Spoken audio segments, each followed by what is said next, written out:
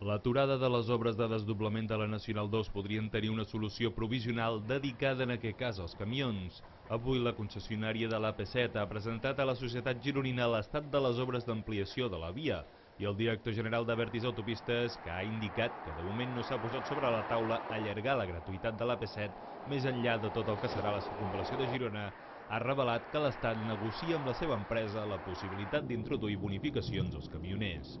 Un sistema més, diguéssim, més equilibrat i en teoria basat en un sistema de pagament per ús. Jo crec que el tema d'aturar la Nacional 2, igual que es van aturar el tram de Medinyà i van rescindir el contracte, igual que el tram des de Tordera fins a Massanet també està aturat, etc., correspon a una conjuntura de que no ha hagut diners per això i s'han prioritzat per la infraestructura ferroviària.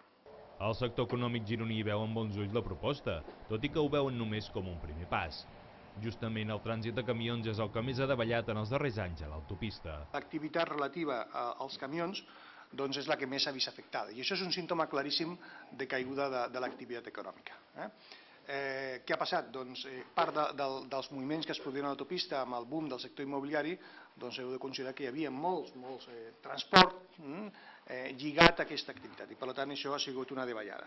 Les obres d'ampliació a 3 i 4 carrils de l'AP7 finalitzaran el proper mes de juliol, quan s'hagi completat l'aplicació de la capa de rodament entre Fornells i la Jonquera, quan d'aquesta manera quedaran definits i permetrà així el corredor estratègic de la Mediterrània. Després només quedarà completar amb els enllaços de Sant Gregori, Fornells i Vilademuls. Aquest darrer s'enllestirà just un any després, el juliol de 2013.